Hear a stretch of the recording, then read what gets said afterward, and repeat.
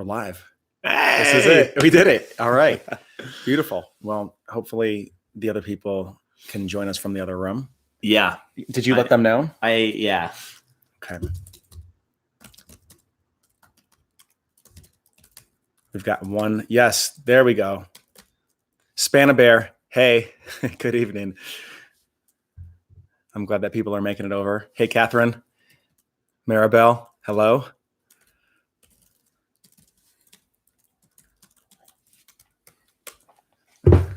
Hey, everybody. Beautiful. Good to be here. Hunter. Hey. All right. We got 37 people, 39. Yeah. Beautiful. So this is our first YouTube live. It is. Yeah. It is. And thanks for sticking with excited. us. I can tell you're excited. I am excited. Yeah. Chomping at the bit. Yeah, I am. Everything's typically been pre-recorded and now we're going live. So yeah, this is pretty wild. Just got people coming in. Well, thank you for joining. We're just going to get started. If anybody needs to catch up and watch this, they can always watch the recording afterwards. And Jack and I are really excited. We've got some really important things that we want to talk about today. One in particular is we've got a podcast that we're starting on iTunes. So if you want relationship, love advice, if you're looking to consume some of the content that we create from your phone without having to open up YouTube and waste your battery or watch the video, Jack will be putting the podcast link in there. We've had a number of you requesting that we do this, and we finally got it off the ground. So everything's free on there. We'd love for you to subscribe if you like the content, write a review for us. That would be really helpful. And Jack will get that in there now. Yeah. Yeah. Still got some people just coming over from the beautiful from the old chat. So we are calling this, are you relationship ready, or are you really ready for a relationship? Because on this live chat or on this live stream, we do want to answer questions. If anybody's got anything significant that they want to talk about, any challenges coming up, we'd love you to put it in the chat box. Jack has his computer open right now. He's not checking Facebook. I swear he's looking at all of your chats right now and deciding what questions that we want to answer and what are going to be in flow here. But we've got some things that we want to talk about that are pretty important around, I'd say, relationship advice, love advice, life advice, and how everything, including relationship and love life and your success as a human being, how it's all just incredibly intertwined and interrelated. So we're excited to go through some of these ideas and concepts that we've been, quite frankly, I think studying for a combined total of maybe 30 years. Oh, we sound old. Yeah, I know we do. Yeah, I mean, I know from my side, my whole life has been human development. So more recently focused on relationships, but a lot to do with helping people increasingly be themselves. And what I like about our work is that we're bringing these two things together, right? This, like, how do you get to really be yourself, show up, drop your guard, be vulnerable, be real, be true, be the beautiful essence that you are. And how do you get to love and be loved in that, not for some smoke screen, some show, I did this to get love as a kid and I'm still doing as an adult. Like, how does your adult really get to show up and be in a relationship? Yeah. And I gotta say, I just think that's a cool thing. Like, I'm super grateful to do that work. And I think it is the work of our time. I think it's the work of our generations. It's a different kind of relationship than has been in the past. Totally.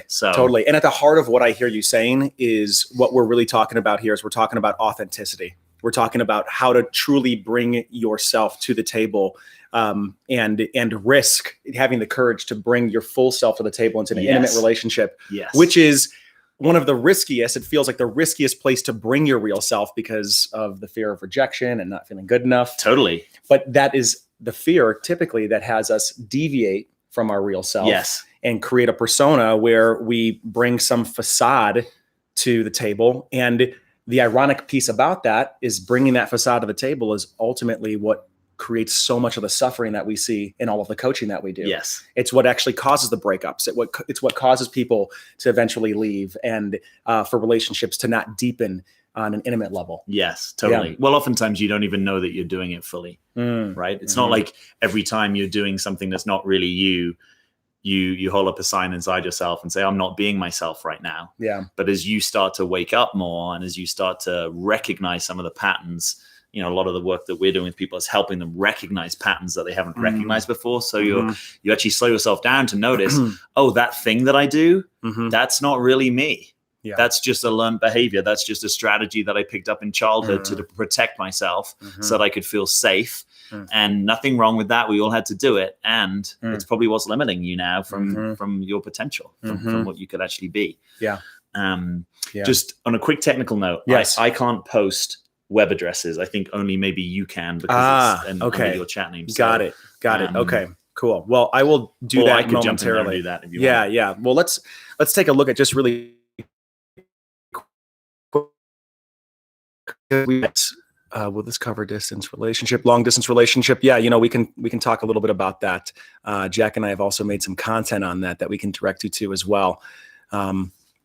Here's a couple questions that we've got. I'm just going to throw a couple of these out here. Yep. And if I look like I'm staring blankly at the computer, what's actually happening here is I'm intently reading everybody's question, going through it with a fine-tooth comb. So bear with me. Okay, how to stay in my feminine energy when also being a single mom, full-time employment, and taking care of home by myself, which is all masculine energy. Yeah, that's a phenomenal question, and I can imagine a lot of people can relate. Yes. Do we want to tackle that one right now? Do you feel like jumping into that? Yeah, a bit. Okay, I'm happy to have a go at that. Yeah. So the essence is just for those of you that are watching, and maybe we do a quick just overview of this idea of feminine and masculine polarity. All right. When we talk about feminine and masculine polarity, we don't necessarily mean men and women. We're not assigning the polarities to a specific gender. Both genders can embody both feminine and masculine polarities. For sure. And depending on what you're doing, depending on what type of energy, what type of stance and tension is necessary to get things done or to be in a certain experience to enjoy the moment, you might be more in your feminine or you might be more in your masculine. And so it sounds like Maribel's talking about, in some ways, she's taken charge of her life. She's got full-time employment. She's looking out for her kids. And that would require this kind of real initiative energy that is oftentimes attributed to masculine energy. So how does one begin to relax out of that? Perhaps I'm imagining there's specific places where you'd want to be more in your feminine, maybe around guys, right? I think so. Yeah. And actually not, for instance, be in your masculine around men. And I think that's actually can be really difficult. I think that there's no real easy answer to that. But the first thing that comes to mind is I'm wondering what your self-care routine actually looks like. So as you are in your masculine, I'm wondering, do you have time to take and do some yoga? Is there places where perhaps you're doing dance classes? Is there any art that you're involved in? Are there places where you allow yourself to really relax and take care of yourself? Because oftentimes I find that if I am just go, and I'm not allowing my self-care practice to be front and center, or at least there at some place in my life, I can get burnt out very quickly and not have any access to my feminine polarity whatsoever, which is where a lot of my creativity comes from, a lot of my inspiration, a lot of my ability to stop and really enjoy life. Totally. What would you say about that? Yeah. I'd say go to yoga with Clayton. He's there all the time. I mean, the fact you're asking the question, I think is brilliant because a lot of this comes from awareness. So I would be looking at what kind of guys you're attracting and to increasingly notice as early as you can in relating with a man, how much a guy is in his masculine energy. Because one of the things that might most support you is to actually partner with a guy who is mostly in his masculine polarity. And not all guys are, and there's nothing wrong with that. It's just, that's probably going to be a good selection point for you. And then you're probably going to want to practice at this edge of how do you lean in? How do you allow him to take care of you, to take initiative in the relationship? Kind of what comes up there? Is it difficult if he says, I'm going to unpack the groceries? Are you like, no, I've got it? Are there places where you need to allow yourself to be supported and helped more? Even though you can do it, even though you can get it done. Totally. Where can you relinquish that and actually allow him to step in? Right. Yeah. Yeah. And kind of maybe learn to enjoy that. Other places I'd look at is, what is your relationship to the unknown? right? So often women who are more in their masculine energy great. have quite structured lives. They're taking care of business. They knock off their to-do list, but they're not very good when it comes to, I don't actually know where this is going. I'm just going to be spontaneous today. I'm going to let this unfold. There's a situation that actually I don't have control of, and I'm going to relax and surrender and let the situation or let life take me. And if you're really in your masculine, that can sound passive, but what we're actually talking about is surrender. And this is a really important thing. I mean, actually in the Relationship Ready 6 Weeks to Becoming the One program, we devote an entire module to surrender, because it is such an unpracticed thing in most of our cultural and professional environments. There's something incredibly active about it. Is that what you just said? Yeah. So the ability just to actually let go and be like, where is this going to take me? It doesn't mean that you're completely passive. You can still have some desire. You can still have some agency, but you're actually just not controlling. It's like letting sand run through your hands rather than gripping. Right? You've got to learn how to live from a place where you're not gripping and imagining that you have control of everything. Because if you believe you have control of everything, there's a part of life you're not experiencing, right? Because life is bigger than all of us. Life has plans and ideas in store for all of us that we can't foresee. So a lot of it comes from actually just being able to take our finger off the pulse. And what I often encourage clients to do is to have scheduled time with yourself where you are doing nothing.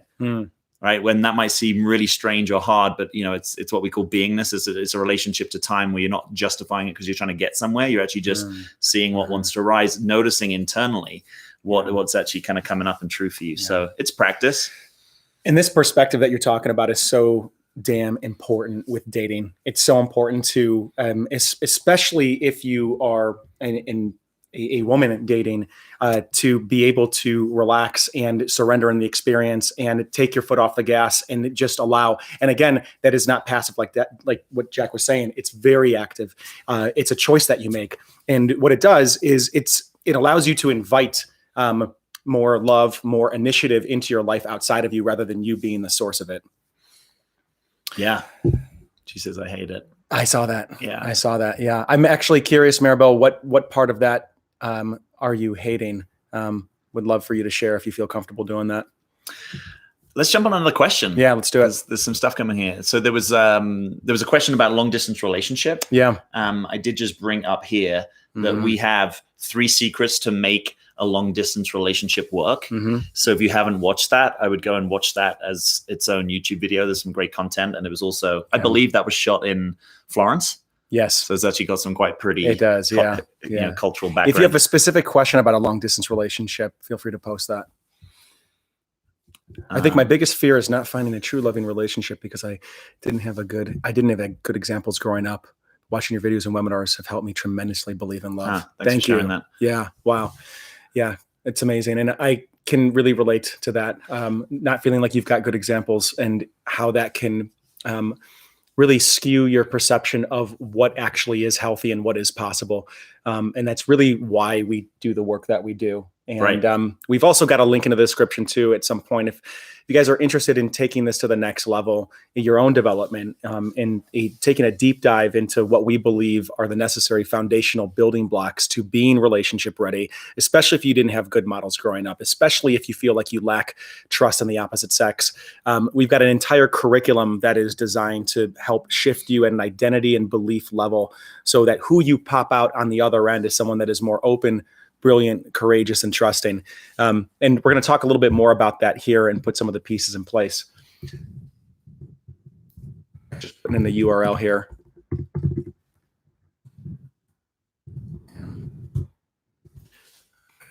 Paranoid, having trust issues in a relationship. Okay, great. Thank you for that. Let's see. Looking at some of the commonalities, if there's a couple questions that we can knock off with just an answer. There's a question here about, having trust issues. I wonder if we just want to. Yeah. Advice on being paranoid, having trust issues in a relationship. Yeah. Yeah. So I want to give you a little radical idea here. Yeah. From my experience of coaching a lot of people, generally, if you have trust issues, right, which you could say, I find it hard to trust other people, you also find it hard to trust yourself. And so one place you can practice, whether you are in relationship or not, is to look at how much do you trust yourself, your own guidance to yourself, your own ability to discern and make good decisions for yourself. And by the way, that's really hard to do if you're stuck up in your head. And so, in gross generalization, most people that struggle to trust are trying to live life a bit from the neck up. Yep. By which I mean you're overthinking, you're overanalyzing, you're over cerebralizing, intellectualizing, and you've got to learn how to bring your attention down more into your heart, right? Because ultimately your heart knows what it loves, right? So you've got to bring your heart into relationship questions, and also your body. You've got to learn how to listen a bit to your gut instinct. And, you know, there's a lot we could say about how do you actually do that, but I think for our purposes tonight, just to really mark that out. And you might say, well, I've got really good reasons not to trust. And I'm sure that's true. And normally when we've had difficult experiences in our past that have us not trust, we develop these kind of proxies or strategies to help us trust more. Like, oh, you know, I listen and he said this and he said that, therefore I trust him. And I would say better than that is to notice over a period of time how this guy shows up. And is he therefore worthy of trust based on experience, not just about something he said, you know, or one. It's like, no, you want to get out of analyzing it here and actually get more into the, how do I feel when I'm around him? You know? Yeah. Something I'd like to add to that too is a practice for developing your own trust, which may seem counterintuitive, is actually learning to express what it is that you're feeling more frequently to whomever you're with. Just so you can see that you're not living with some type of suspicion in your mind about how they will react, but rather you're actually putting out in the space your boundaries, your vulnerability, how you're feeling, and then noticing, getting real data from reality of how they're reacting to you, rather than creating and living in some story in your head about how you think they're going to react to you. And so this is why in our coaching, we teach a lot of concepts around nonviolent communication, is because actually learning how to express your truth is ironically the opposite side of the same coin of learning how to trust better. Because once you learn that you can trust that you can say your truth without being destroyed or annihilated, you can then start to give other people the same generosity. Right. You can begin to receive that from them as well. So I really do think that not trusting men or not trusting women, not trusting partners is a result of poor communication. It's a result of not actually being able to clearly communicate your experiences to one another. So I think that's a very applicable place to applicable. I don't trust you. Place to start. Right. Yeah. I can't even communicate. All right. I like that. Yeah. There's plenty of other good stuff coming in here. There's one that's just come in here. How do you determine if a man really loves you? Yeah. Because I'm really scared choosing someone to be with for the rest of my life. I don't want to experience again. Hopefully, as my ex did before. How do you determine if a man really loves you? I think that's a great question. Okay. Well, let me throw out something really quick here, because this right here. I don't want to experience hurt feelings like I did with my ex before. And you know, I think that the truth is that if you are wanting to have a real relationship, if you are wanting to fall in love with somebody, that risk is absolutely necessary. And that even though you don't want to experience the hurt feelings again, you will get hurt in the relationship. And I think that it's important just to realize that rather than think that there is some type of relationship that you can have where you can't get hurt. Because if we try to enter into a relationship and we're thinking, okay, the right one is the one where I'm not going to get hurt, then we end up bringing strategies where we're avoiding fights. We're avoiding telling the truth. We're showing up fragile and we're not allowing our partners to give us the truth. And so by trying to avoid being hurt, trying to avoid pain in a relationship, the relationship itself becomes incredibly brittle because it's not dimensionalized. It doesn't have our full self, our full emotional expression. So that would be the first aspect, is just to perhaps begin to see that if you're wanting deep love with somebody, that pain is inevitable. It's going to come with that, and that the pain is actually evidence of the depth of intimacy that you can create with somebody, and it's not evidence that something is wrong. Now, granted, there can be certain other types of pain that you might experience if you're dating a narcissist or you're the victim of abuse, and being able to recognize the difference between growing pains that come from two people getting to know each other, and ones of perhaps manipulation, abuse, being able to discern that is incredibly important. Was there something you were going to say about that? Well, how to determine if a man really loves you. That, I think, is the ability to work out if someone's talking from their heart. So it's like having a real heart-to-heart with someone and knowing if what you're hearing is someone speaking from their vulnerable heart. And normally if someone's speaking and it's you can sense if it's a little bit up here, right? Like it might be a little like I'm trying to tell you the thing that you want to hear, or I'm a little dissociated from what I'm saying. If someone's really in their heart, normally there's a realness to what they're saying. And it's like a sound. It's like learning that sound of realness. And I think you might also want to distinguish, I think we can love lots of people. And you might want to distinguish, does this person A, love me, and B, are they actually wanting to commit to me and be my man, and everything that could imply? Because one of the distinctions that we make in the Relationship Ready program is between partnership and lovership. And I'm not going to go into too much detail about that here, but just to say, oftentimes people mistake lovership for partnership, and they say, well, he loved me. And the truth is he does and did love you. But that may not mean that he's ready and available for a committed relationship with you. So you need both, right? Love without commitment is not what you're going to want in order to open your heart over the long term. Might be an amazing whirlwind romance, might be a great friend. But partnership, which I think most of you tuned in now are going to want, is a different thing. And you've got to learn how to ask the right questions to tune into. Is this guy available for partnership? And is he available for partnership with me? Does he want to show up day in, day out for me? Right. So what I hear you saying then, to put even some, to underscore some of that dynamic, I hear you talking about consistency. Yes. And there's a certain level of depth and deepening that is occurring. So consistency and deepening. And if the consistency and the deepening are not there, like you have one, but out the other, right? You can have a deepening that occurs, and it can be really confusing because there's this emotional depth that you might have with the person. You're like, wow, it's real. Yes. I feel something. I know they feel something. Yes. But they've got a girlfriend or they've got a wife on the side. Right. Or they're just not in a situation where it's right for them to be in a committed partnership. Right. Right. Because there's different stages of a man's development. Yes. And not at every stage is he available for partnership. And most people miss that. And to be honest, most men miss that about themselves. I miss that about myself. So I didn't realize at times in my previous history that I would talk the talk, but I wasn't available for partnership. Right. So I've hurt women. So I apologize on behalf of men. I've done this. I've been a shitty guy because I couldn't work out in my own heart the difference between being a lover and a partner. So that's part of why I do this work, is to make good on that. Absolutely. Yeah. And I've done that too. I've done that too. I've been down that same road where it can feel like you're ready. And then as you get deeper and deeper, I start to experience other levels of my heart. And suddenly I hit like a wall, or I hit a place where it's like, wow, I can't go any further. And this is unfortunate because I could not have foreseen that this was going to happen. Yes. Right. It's like I thought that I was ready until I realized that I wasn't. And this is where things can get really confusing, because it can be like, well, God, is he playing games? Right. Right. Is he doing this because I'm not valuable enough? If I was more valuable, if I was pretty enough, if I was just doing something different with him, would he be ready? And one of the deepest lessons here, in my opinion, that we talk about in our coaching as well as in the Becoming the One course, is not taking it personally and being able to, because the minute you start taking it personally, what ends up happening is you start thinking that you have more control over the situation than you actually do.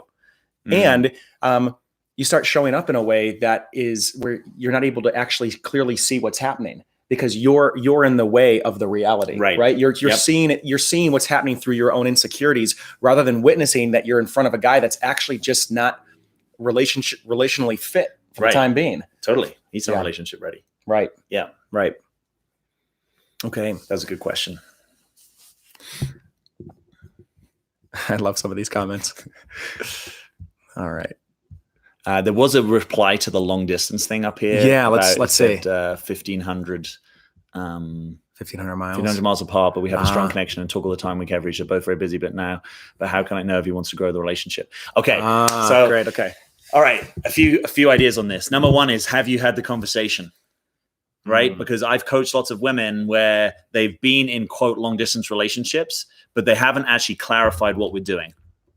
Right? So they haven't actually had the conversation. What's going on here? What do you want? What are you available for? Where do you see this going? And I know that sometimes women can be shy of this conversation with men because there's a perception that you may say something wrong. You may pressure him too much and put him off. And I don't hold that as really true in the context of committed partnership. No. Because if you could turn me off as your guy by asking me, are you really into this? And I'm like, whoa, you've pushed too hard. I'm going to disconnect from you. You've just I'm not your guy. I'm not your guy. And that I just want to be brutal about that. It's like, if I can do this and Clayton just falls over, he's not my business partner. Yeah. Right. It's like, because you need to have some strength and some commitment and some, you know, he may not know for certain, but if you're getting curious about the truth, pushes him off, how is he going to be in a conscious relationship with you? Because he's not caring about the truth. Yeah. Right. Yeah. So I'm making that a little stark, but I think that's often the reality underneath this. Yeah. I love the directness there. And I want to play a little bit of devil's advocate. I'm going to do it. We're doing it live right here. All right. And the component that I think can get really confusing for women is the timing. Right. Okay. So I get it. I want to ask the question, but at the same time too, I don't want to come off like I'm desperate or like I'm grasping too much. So I'm trying to be cool in some ways. I'm trying to let things mature, but how do I know when the right time to bring ask that conversation question? Okay, great. So what's the answer, Clayton? Oh, I have no idea.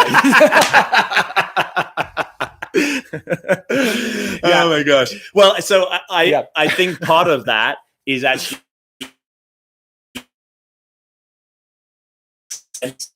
in deepening. If you are deepening, right, it might be at some point that you want to engage in that conversation. I don't think it's a first 5 dates conversation, right? So you might notice, those of you that have a bit more of an anxious attachment, which again is something we really break out in the Relationship Ready program. We talk about attachment theory, anxious, avoidant, secure. We talk about how to navigate and move more to secure. Yes. So you show up in your dating life anxiety free, and a lot of the questions you might be asking that are coming from fear, switch to ones that are coming from love. Yeah, okay, totally. Go ahead. That was just a bookmark. Yeah. So I was just saying, those of you that might be a bit prone to anxious attachment, sometimes you do ask these questions too early, right? It's like, it's date 2. I've coached people where it's like date 2 and they're like, oh yeah, we're in a relationship. And I'm like, you're not in a relationship, actually. Sorry to be harsh, but you don't know this guy. Yeah. Right? You may have had a deep and meaningful, but you can have deep and meaningful conversations with all sorts of people.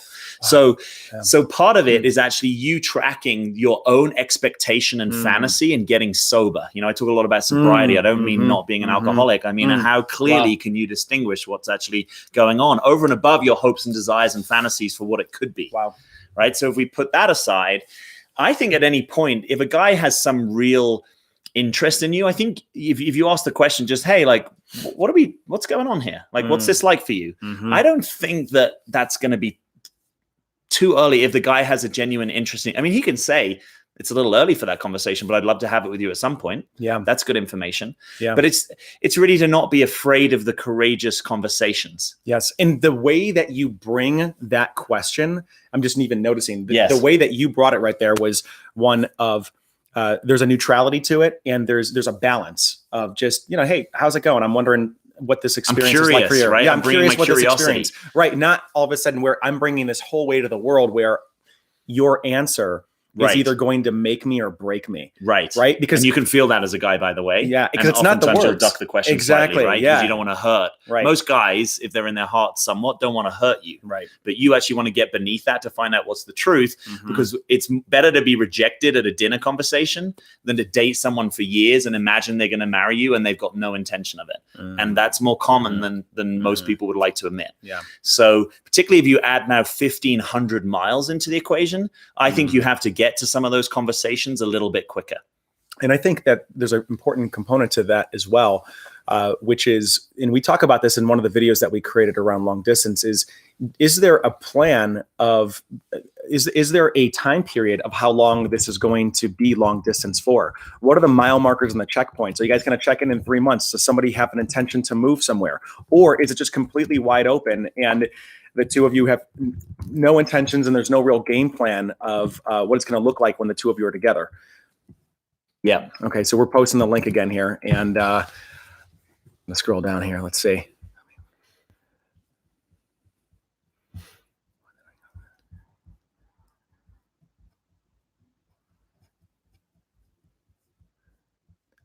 If one jumps out at you, let me know. Oops, what happened here? What do you got?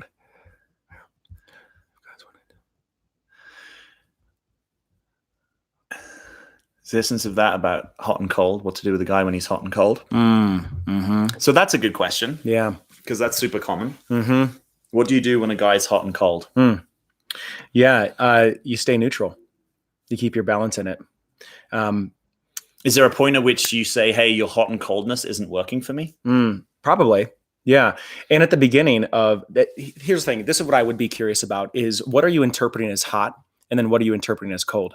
Um, Often what I see in the coaching world when I'm working with a woman is that anxious attachments tend to label people as hot and cold. Oh, that's a great Right. discernment. It's like, whoa, wait a second. We're completely on. And now all of a sudden we're off. And it's like, actually, this is just, he's just taking the some ebb and space. flow This of is just the connection. ebb and flow of connection. Right. That's a great distinction. Yeah. So I would be really curious. Yeah, exactly. As to like whether or not the guy is coming off actually hot and cold, or whether you've got some, to Jack's point earlier, some type of romantic ideal of jumping in really quickly and really intense and seeing this thing just deepen without any steps back. Right.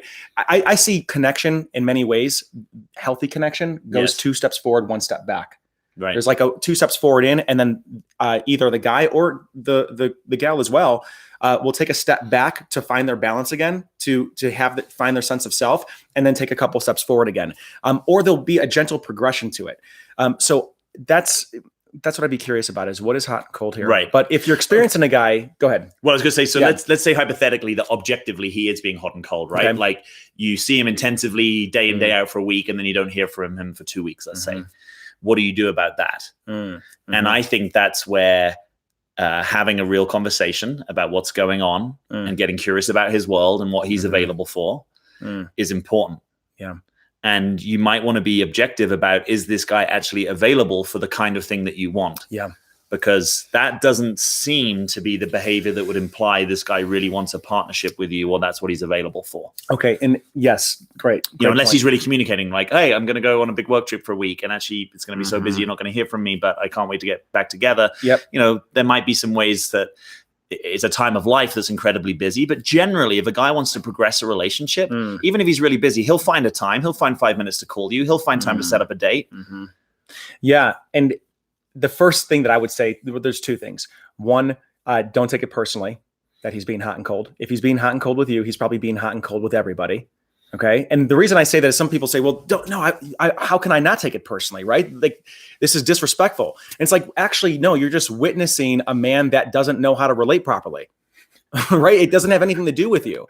And if you can embody that and say, okay, so this is over there on him, then it allows you to get curious rather than defensive. Because if you're defensive, you're not going to get any information from him. What's going to happen is he's going to get shut down by your defensiveness, or you're going to pull the plug on something prematurely rather than perhaps being able to have a conversation where maybe he gets to actually recognize the impact of his hot and coldness and then step in and actually up his game with you.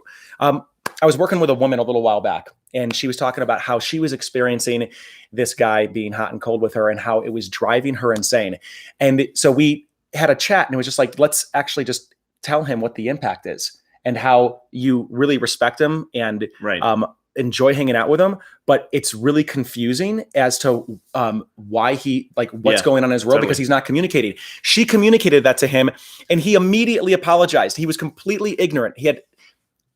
He may not have been ignorant. Zero awareness of his impact. Exactly. Very, very little awareness of what was actually happening, because he's off in his man world doing his man thing, making assumptions, but not understanding how he's impacting her. And this is the beauty of relationship, and this is the beauty of dating in some ways, is we get to learn how we actually impact other human beings by getting into intimate partnerships and having the courage to tell them how we feel and what the impact is, and being able to receive that as well. Totally. All right, I want to ask, can we just personalize this? I know we said don't get it personal. We're going to personalize it here. I have never been hot and cold with a woman I've really wanted to be with. And I'm curious, you don't have to say, you know, but I'm like, I feel like when there's really like, I want to be in a relationship with this woman, I've generally shown up for that. And maybe I'm not a super hot and cold guy or something, but like, I'm just curious about that, whether there's a little bit more, particularly if it's like a partnership. Like I wanted this person to be my girlfriend and I want to go further potentially. Well, I don't know if if anybody that I have, if anybody would call me hot and cold, but I felt like I almost needed to play hot and cold when I was a little bit younger, because I felt like I was so in love that I wouldn't be able to control. I'm like, I actually don't know my ass from my elbow right now. And like, when is the appropriate time to call? Like, holy crap. I'm completely Twitter. I'm completely Twitter pated. Yeah. And so I think maybe we should hang out once a week. if I'm texting between, is that too much? Okay, don't text, right? But I don't actually think Got that it. I think that's quite a specific instance, though. Yeah. I don't know how many guys are playing hot and cold because they're so sort of romantically infatuated. I don't know. I don't know. think that happens. I do think that happens. You do? I mean, well, I don't think that I'm a unique No, totally snowflake in this. I'm sure that there's okay, but that's one possibility. I would say in the situations where I've often been hot and cold, if I really boil it down, it's that we have had there's been sexual attraction, but there isn't necessarily the rightness or depth of something that is going to sustain what I would call a partnership. Yeah. So it's weird. It's sort of like, I'm not that into it, but then there's like, oh, I'm lonely tonight. Like, oh, this person's on my mind. Oh, I'm reaching out. Right. That isn't really the pattern I see that develops into we're going to go the distance. That's just a little bit of Jack theory. Take it or leave it. Yeah, I'm going to think on that. That's good. That's good. Yeah. All right. What do we got?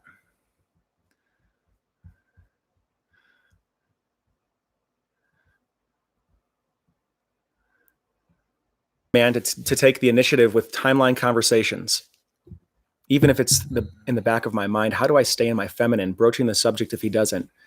It seems like you have a little bit of a different angle on that, because it seems similar to what we just talked about, which is the hot and cold conversation in some ways. Like if the guy's pulling away a bit or he's not taking the initiative, right? How do you broach the subject without perhaps emasculating him or taking the initiative too much? Right. And I think there's a place of coming from curiosity. I think there's being able to give the green light, which may look like one action or two actions. Yeah. Being able to express interest and give him the green light, and then allow him to go through the intersection, to play with that metaphor. Yeah, that's good. I would say that there's a lot of women that I've encountered that are so afraid to take the initiative that sometimes I'll be left thinking like, I don't even know if they like me. Yeah. Right. Like, is there even a green light here? And the thing is a lot of guys are terrified of rejection. A lot of men don't want to feel or end up having to face that accusation within themselves that they're not good enough. So if you can greenlight a guy that you're interested in, and without stepping too much in the space, but just allow there to be an open territory where it feels safe for him to take the initiative. If he's into you, he's going to do it. I think so. Yeah. Yeah. And also I think it's good information if you try and tee up that conversation and he's not really available for it or hasn't got interest in it. I think that's a good information, right? Where it's like, he doesn't really want to have the conversation with you about where it's going. Yeah. That might be a clue that he's not really into it, or he's not really thinking about it longer term. You know? So I wouldn't be too afraid of stepping into that conversation. Even if it's just that you clarify, hey, actually, we don't really want to be boyfriend and girlfriend, but we really like hanging out. Okay.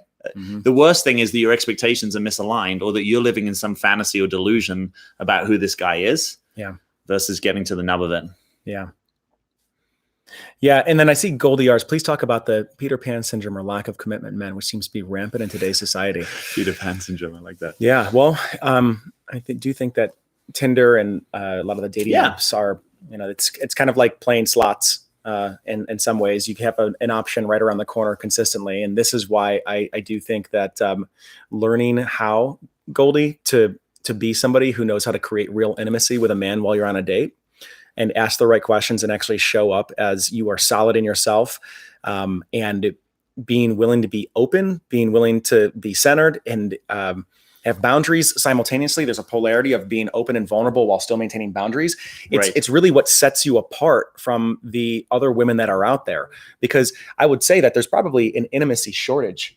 I think so. I mean, it's so funny. I mean, I got back traveling. It's like everybody is on their phones consistently, either uploading Instagram pictures, watching YouTube videos, sitting around with groups of people, just on their phones. It's like no one really actually. I'm not going to say no one. That's a massive generalization, but it seems rare that people actually understand how to create real intimacy on a date with somebody and really get to know them. And this is kind of a plug for Becoming the One, because of just the modules that we teach and the questions to ask and how to discern the guys that are Peter Pan types versus the men that aren't. And the way to approach dating in a way where you can create this depth that you're looking for, and get through to the guys that are ready for a relationship. Totally. And I would say this is like anything, right? We could pick any number of traits about men and the way that they show up in undesirable ways. And the question is, how much are you magnetized to that? Or how much are you magnetized to what it is that you want, and that you're creating steps and action to get more of what you want? In Relationship Ready 6 Weeks of Becoming the One, we talk, module 4 is called Real Compatibility. And it actually teaches people to look way deeper than they typically look for, is this a compatible man? So I would also turn the question around on you and say, if you are attracting Peter Pan men, what's going on there? Why is that? Because yes, there might be a whole sea of Peter Pan men, but you only need one guy that wants to be in a relationship with you with some form of commitment. So what is stopping that? And normally you find that there's something in you that is attracting a Peter Pan man, right? Which, for example, could be that you're a bit over serious, right? So you get attracted to light, carefree men, or you hold your commitment super tight. So you attract guys that can't do commitment. There's some kind of reciprocal that often shows up in who we attract. So I would also use this as an invitation to your own possible waking up to say, what's that about? Right. And where am I responsible for continually perpetuating this pattern that I'm saying? Right.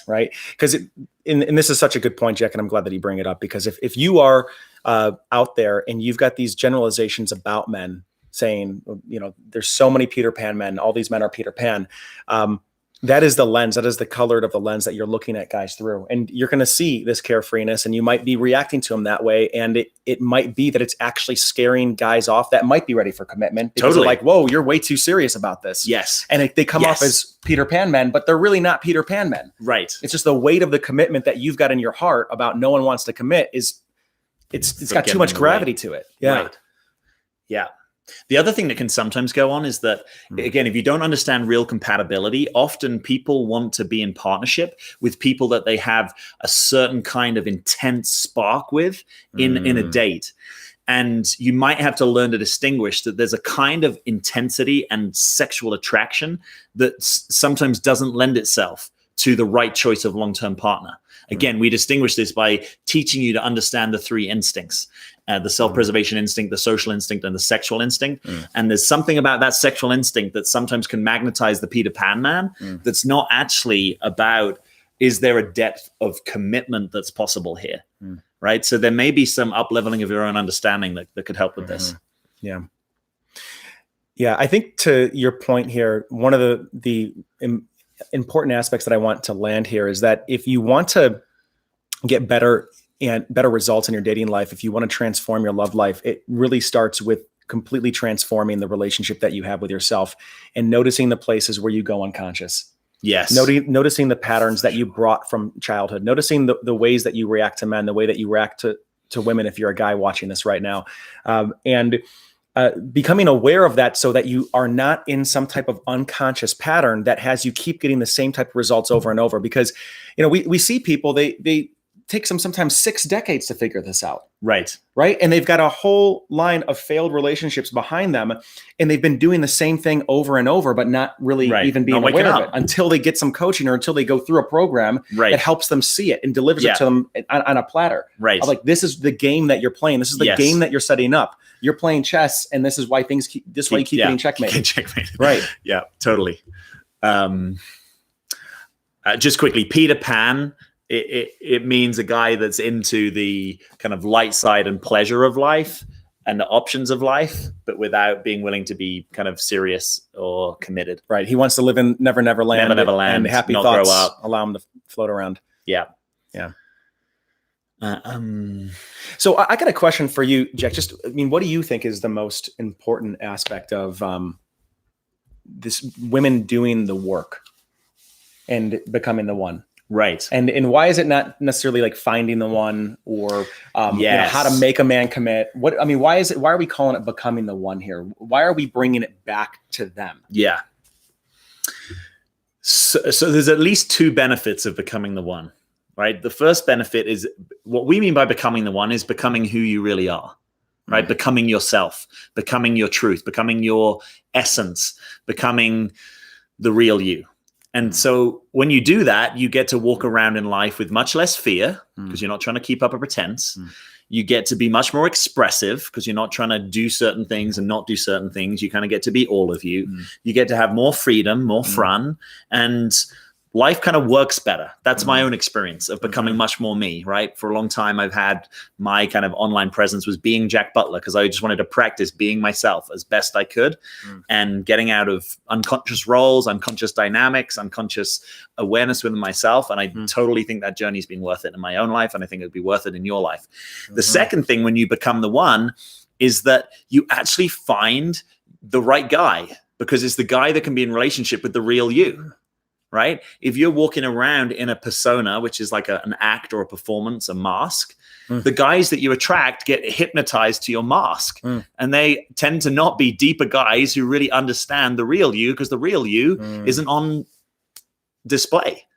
Right? So the advantage of becoming the one is that you no longer get into unconscious relation dynamics with men. You no longer do that same pattern over and over again of the failed relationship, or I always attract these kind of guys. I always attract narcissists, or I always attract guys that can't.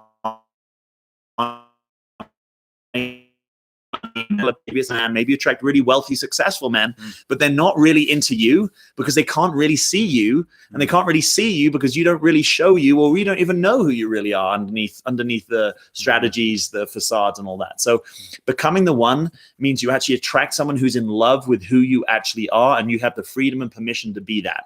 And so that relationship is more robust.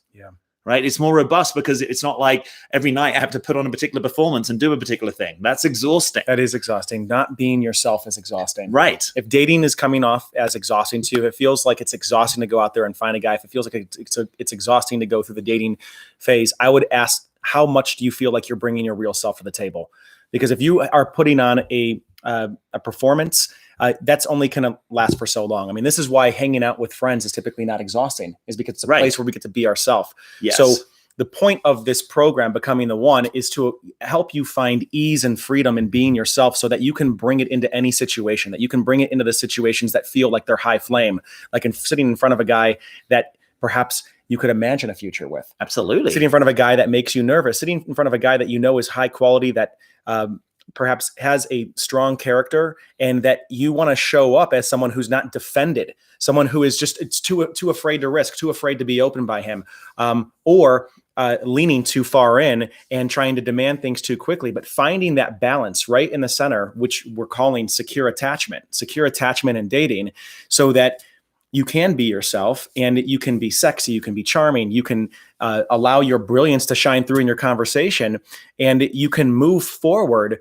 without contracting into this fearful place where you end up self-sabotaging, right, or accusing the guy of things with jealousy, or making a generalization around him just to protect yourself, which is something that's so common. Yes. Blowing up a relationship because it's starting to get too deep, or we're feeling like, oh my God, I might actually get to a place where there's something to lose now. So we start to sabotage it so we don't have to deal with the potential pain that could happen if we lost it.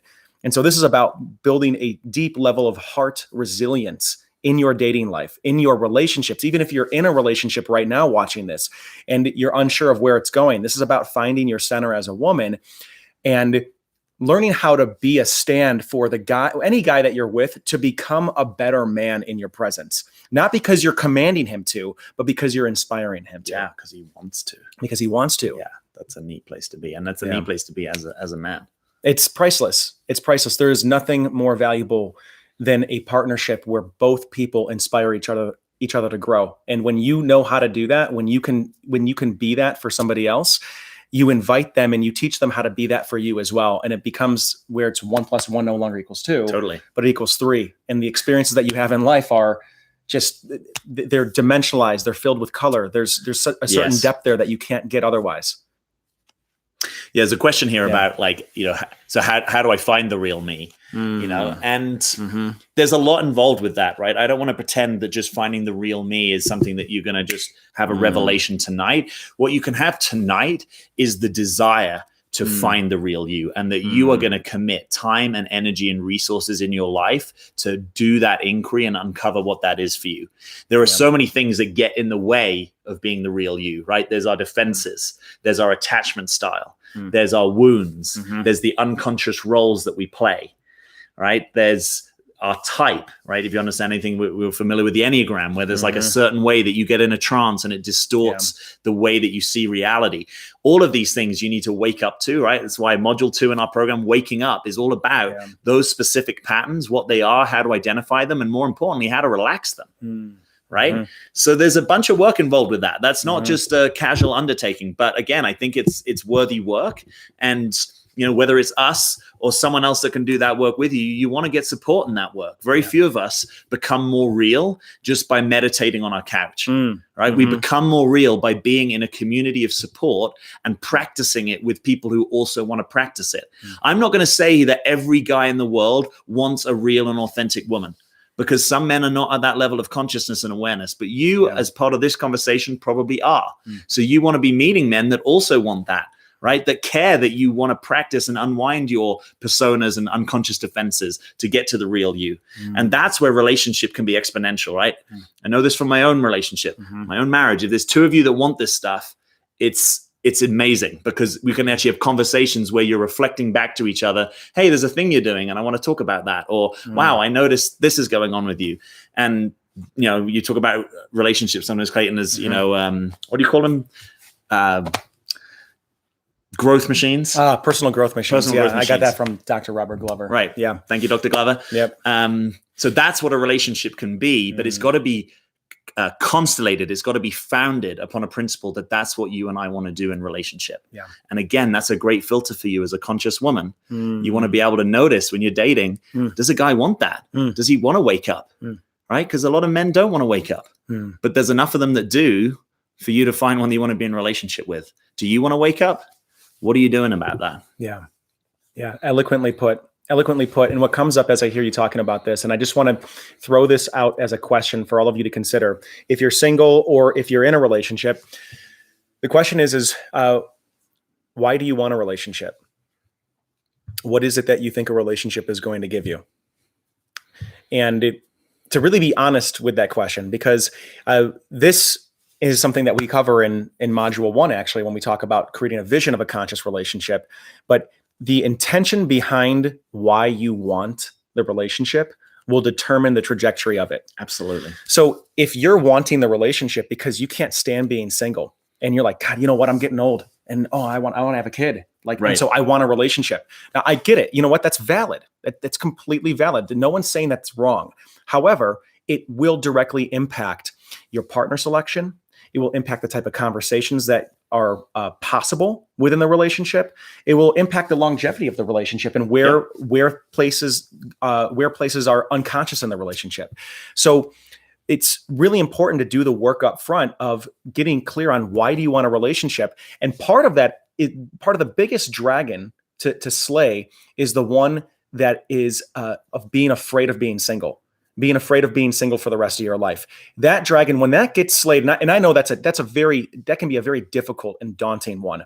But when you can get right with yourself, by yourself, it frees you up to actually see what's in front of you. That's right. It frees you up to see potential in front of you. It frees you up to be able to enter into a relationship where you're not compromising yourself, where you're not settling, where you're not going in with rose-colored glasses because you've created a fantasy of what life would be like if you just didn't have to deal with yourself when you're alone.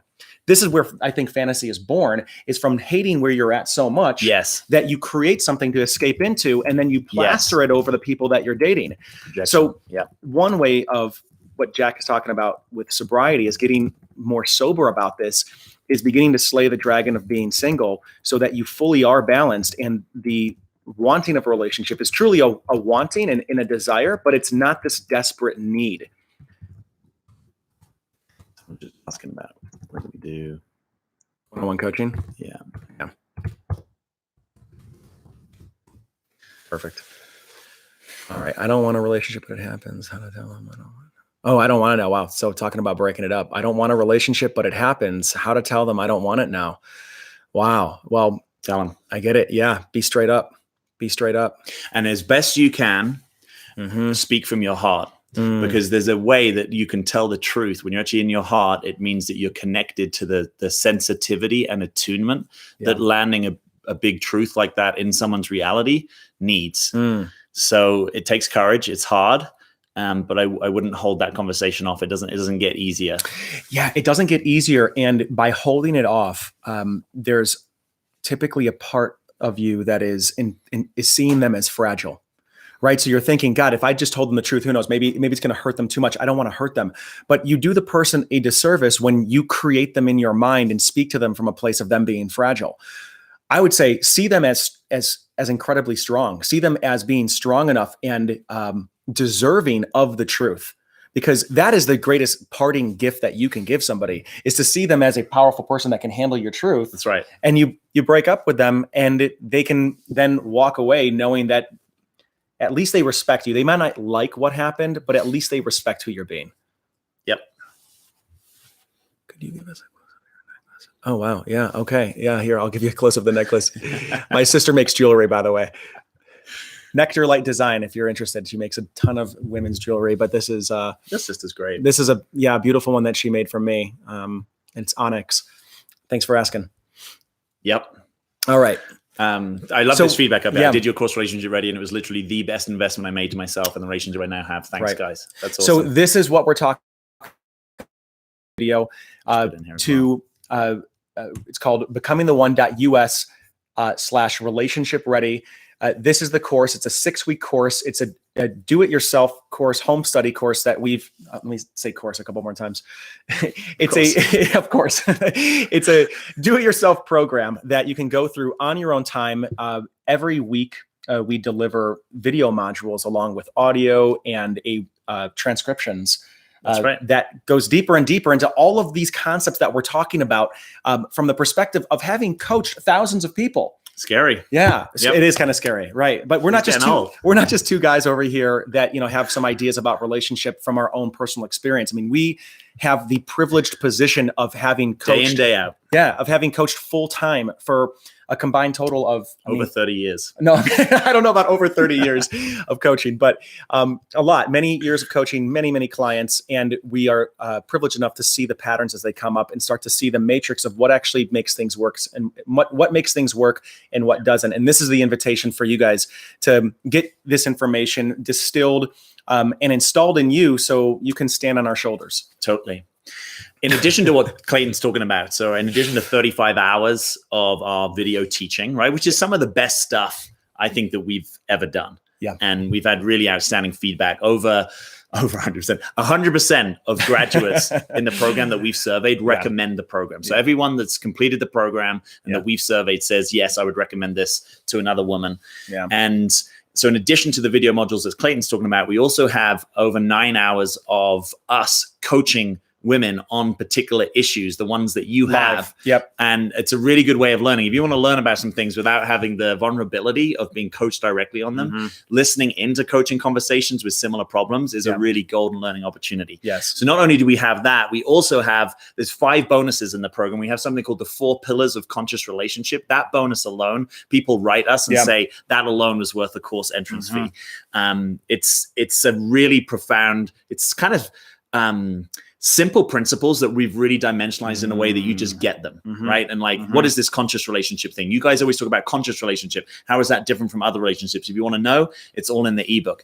And then in addition to that, you get access to our Facebook community. So we've got women in the community day in, day out asking us their questions. Hey, I'm going on a date. This happened. What does that mean? The kind of questions that you're asking us here, we actually make ourselves available day in, day out to answer those questions. And if there's something that you don't want to ask publicly, you can also email us and get answers to those questions. That's our commitment to anyone that enrolls in the program.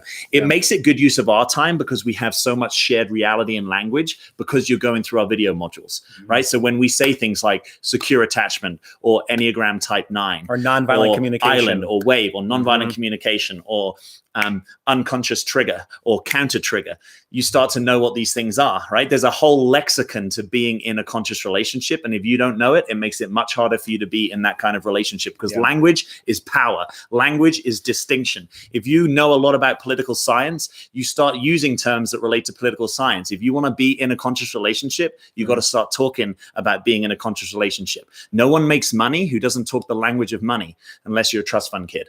Right. So you got to get interested in money. You got to get interested in relationship. You got to make the distinctions. Otherwise, you can't even look at a guy and notice what his worldview is. And you're like, Jack and Clayton, what's worldview? Well, how do you expect to meet a guy that's right for you if you don't know about worldview? Because you're going to meet a guy that's in a different worldview. And you know what? You won't even know. And I'm not saying that to be harsh. I'm just giving that to you real thing. If you don't understand worldview, it's one of the top 3 compatibility factors, bar none. And you heard it here. What have you given me in this drink, buddy? I know. Yeah. Here, have a little bit more. Trip in the woods. It's actually really good. I really like it. Yeah, it's pretty tasty. Yeah. I found it in my fridge. I don't know who left it there, but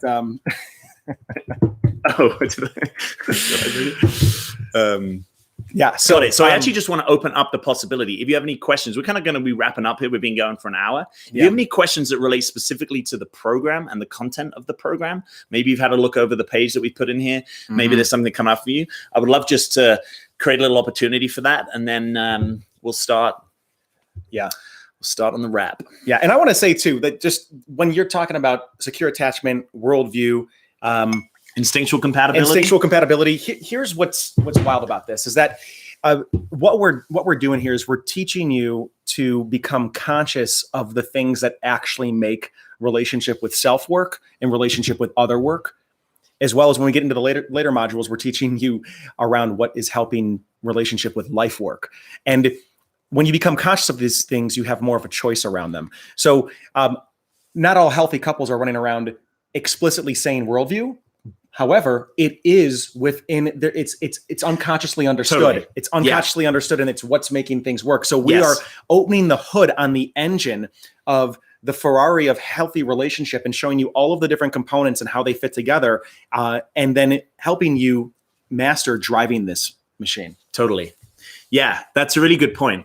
My parents have been married for almost 50 years, and they line up on instinctual compatibility, polarity compatibility, and worldview compatibility. And they wouldn't know that language, but either they got lucky or life had that in store for them. Yeah. But in the world that we're operating in now, right, where it's not just that people settle down and stay, there's more that's being asked for us. There's more that's possible. So there's like more upside, but there's also more downside. You are not trying to have the relationship that typically your grandparents and your parents had.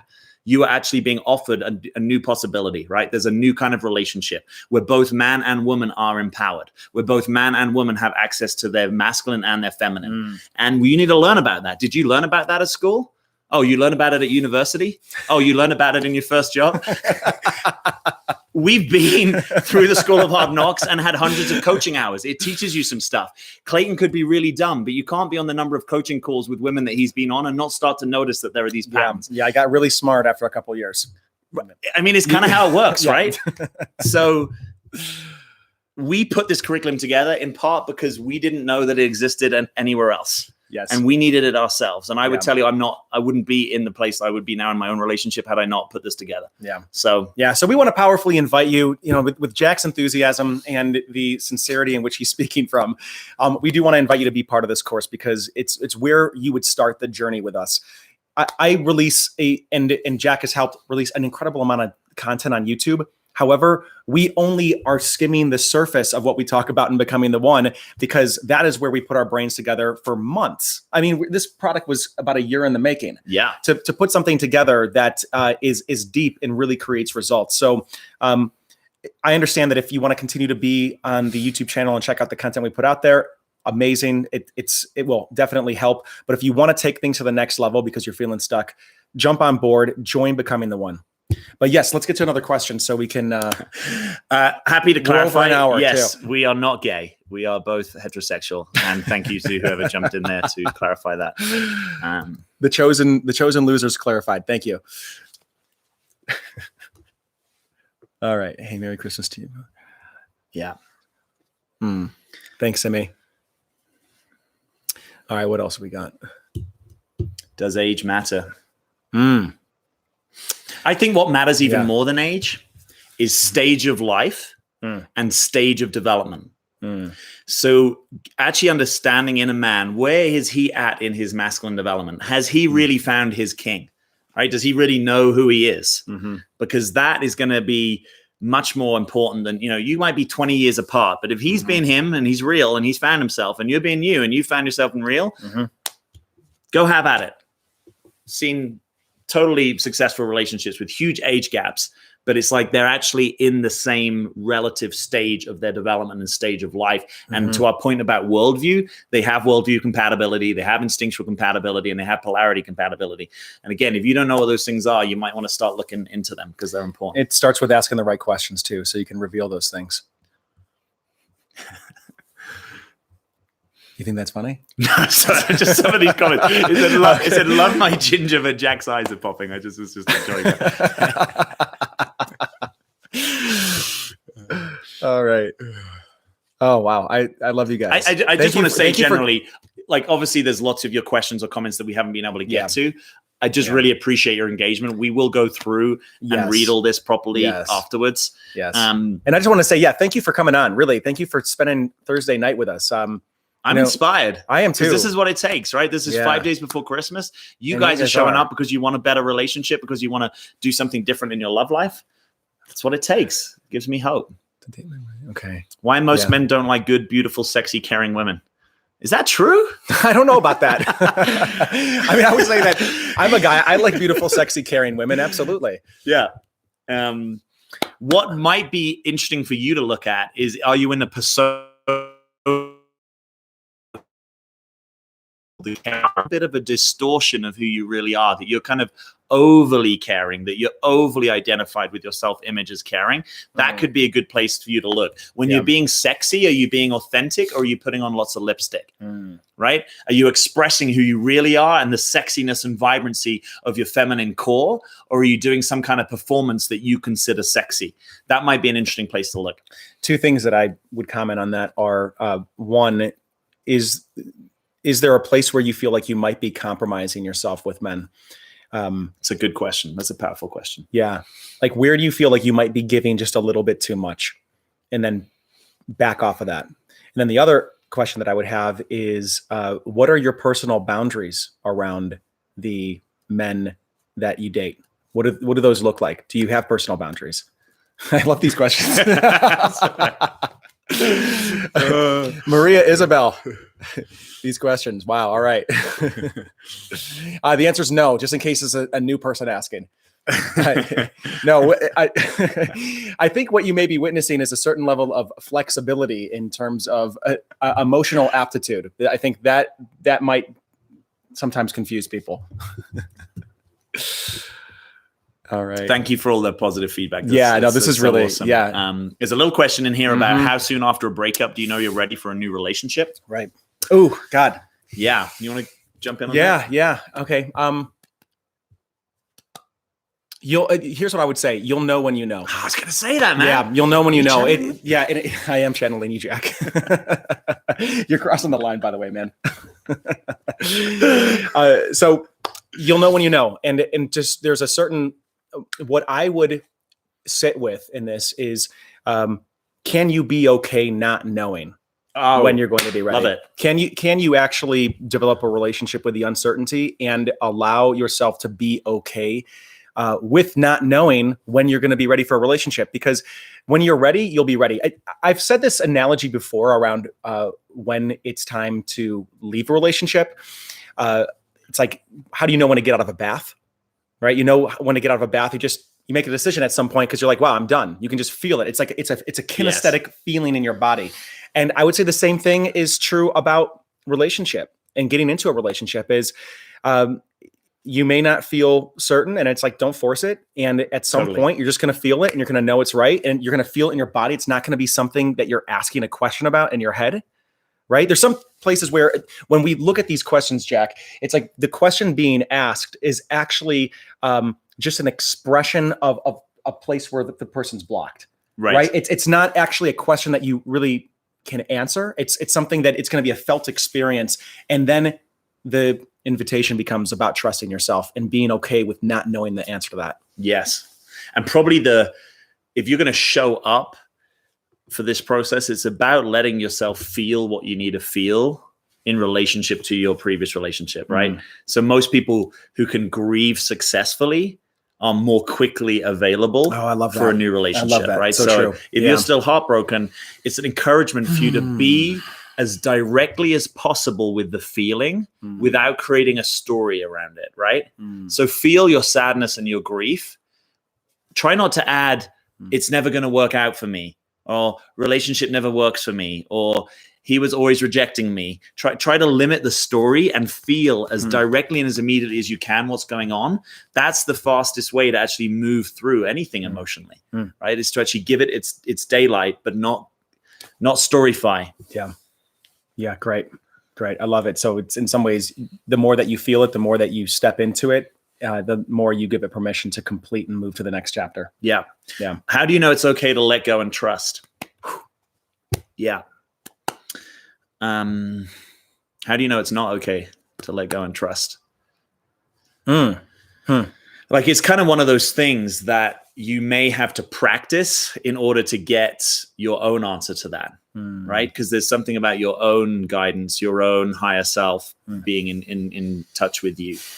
And it can also be about titrating it, right? You know, like zone of comfort and panic zone, right? You don't want to just suddenly let go of everything if you've been kind of gripping it tightly, but just practicing maybe in one domain of your life, you know, practicing maybe there's a relationship you notice that you're a little controlling, right? And practicing maybe stepping back a little bit and inviting the other person forward. Real trust is experiential, not cerebral, right? So we know to trust because we know. Right. And this is partly the difference between believing and knowing, right? Believing is I've got a lot of mental constructs about something. Knowing is kind of, just kind of know that it's in your body. Yeah. There's a feeling associated with it. And I'll say this, your life doesn't always show up easily, right? So letting go and trusting isn't like it's going to be a bed of flowers being unrolled in front of you. It might be that actually letting go and trusting, some things come up, but that's what life wants you to experience, right?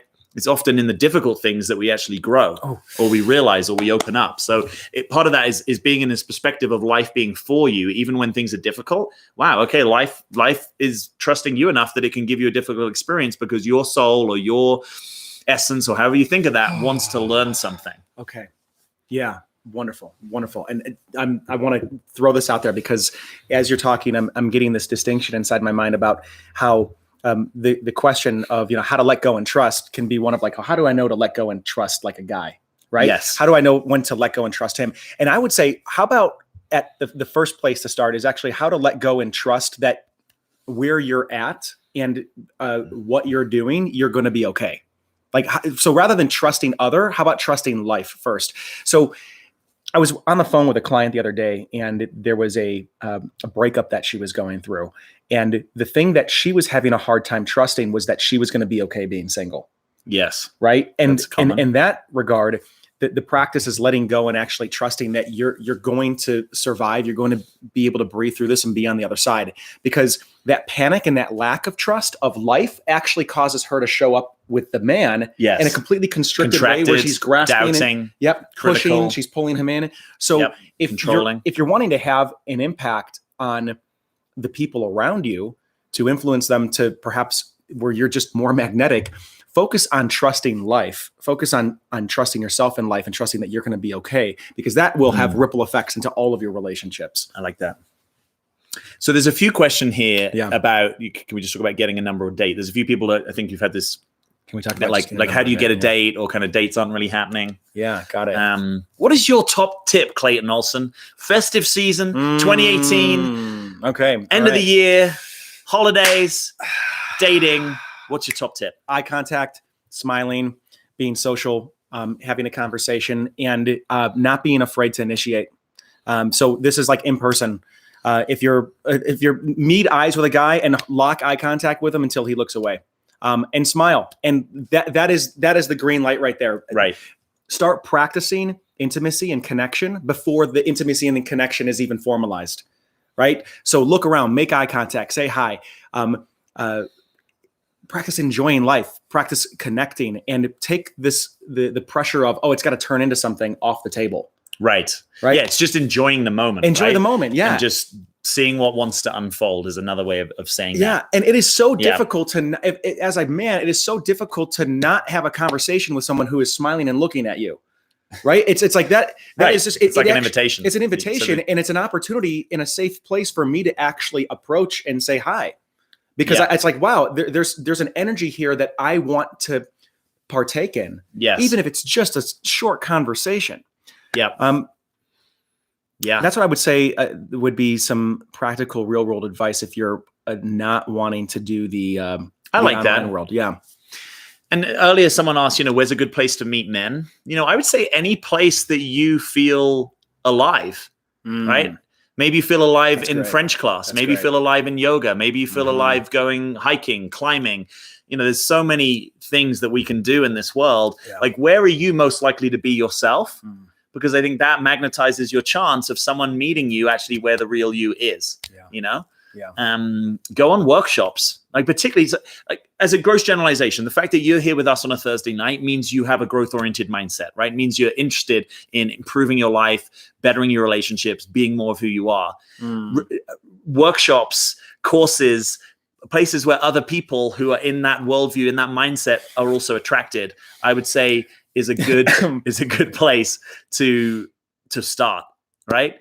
And if you're not getting dates, try something different. Try something different. Go and approach someone. Drop your coffee in front of them. Step on a guy's toes. Tell a guy you think he's hot. Tell a guy you think he's ugly. I don't know. Get his attention. I love that. What things up, and I'm not gonna just wait around, right? Like, but I'm gonna have fun and I'm gonna experiment, right? And that fun, playful, experimental mindset, that is the mindset that children have in life. And by the way, that is where all flirting occurs from. All flirting occurs from the child ego state. It doesn't come from the adult side that's being super serious, or from the parental side that's trying to direct. It comes from the child state, the child ego state that just wants to have fun and play. So the more that you can relax into your child and take life a little bit less seriously, the more magnetic you're going to be. What are you laughing at? Very tiny jeans, and it works to get some dates. I love that. I love it. That's I mean, great. like, part of the energy that's coming through this stream right now is kind of playful, right? Yeah. And that's the kind of energy, to Clayton's point, that he's encouraging you to bring to your dating. Yes. But you can also think of dating, like early in my coaching career, I used to coach some people on business stuff, right? And there's people like, I need coaching on business development and sales, right? And they want to talk about all these different strategies of how you could do it. And of course, there are better and worse strategies of business development. But if you're not selling, right, at some point, you just need to go and talk to someone, right? It's the old adage, pick up the rock, throw it. Good. Where does so it land? good. Go talk to that person, right? You can do that in your dating life. If you're not getting dates, start talking to the postman. Start talking to the person that delivers from Amazon. Start talking to USPS guy. Start talking to the guy that gets your coffee. Go to another coffee shop. Start talking to people. And I don't care what you talk about initially, just see what it's like. Go out wearing a Donald Trump hat, go out wearing a Hillary Clinton hat, go out wearing no hat. Here's a line. Hey, you look really interesting. What's your name? Right. That's it. Right. And you're not even necessarily hitting on the person. Right. It's just, it's two human beings connecting. And then that doesn't mean that you've suddenly strong-armed him or emasculated him. It just means that you've opened up a dialogue, and now you're giving him the opportunity to feel safe. 1, 2, you're automatically approachable. And if he wants to continue the conversation, he can. So take some risk, have some fun. Yeah. Cool. Yeah. I think it can also be fun sometimes to do this with someone else. Right? Like, if you're struggling to generate a little bit of that playful energy. Grab like a buddy? Yeah. Get a wingman, get a wingwoman, get someone that you enjoy, where between you have a kind of energy that's fun or open and inviting. Yeah. Go out and have a drink, and then kind of talk to people. Yeah. Got it. So, I love this. We were going really deep here earlier. We had some comments like, wow, deep, but hey, how do you just get some numbers? And I love that. So if there's any more practical questions that you'd like us just to throw our opinion out, feel free to throw them out there. Let's see here. Tiffany, I'm glad that you love fun. I love fun as well. Sounds like we might share the same worldview. I've got a question for people. What are you going to commit to doing differently in this area of your life? Yeah, that's great. I'd really love to know what you sense is your own obstacle and what you are going to practice doing to get over that obstacle or to do something different. Mm-hmm. Mm-hmm. Yeah, I think I would love to know if there's any one thing that you guys are taking away from this live stream that you can apply immediately in your life, or can even just make a commitment around. Just one thing that you can plant as a seed that you can see how it begins to sprout in 2019. Isn't it weird to hit on your pharmacist? Well, I don't know. I don't think so. I say have fun. I say have fun. Yeah. Great. Cool. So I think, we're a little bit over, we're about 20 minutes over an hour. We were planning on going about 30, 40 minutes earlier. And so we love yeah, people. This is just what happened. Yeah.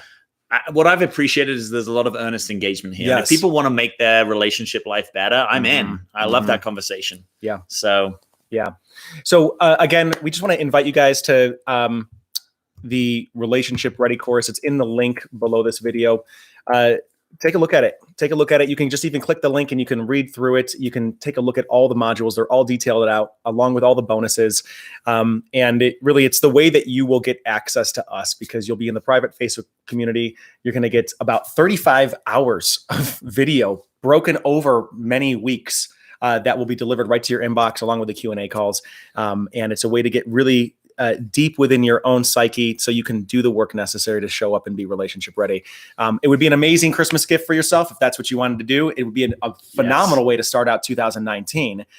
Just simply so that as we move into January and February into Valentine's Day, you're feeling equipped to go out and get more dates. You're feeling equipped to be able to have a certain sense of steadiness and ease in the dating world, and to really have an open heart and a positive mindset around being able to create love within yourself and be able to recognize it and pull it in outside of you.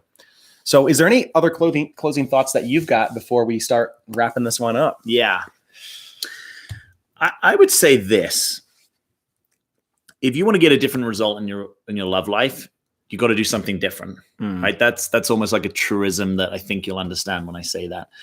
And so I would encourage you, obviously, to come and be part of this with us. I think it's an amazing program. I actually think something bigger than Clayton and I came through in this program. Yeah. And our combination is super powerful. And if that's not the thing that's for you, it's like find the thing that is actually going to help you see what you haven't seen up until now.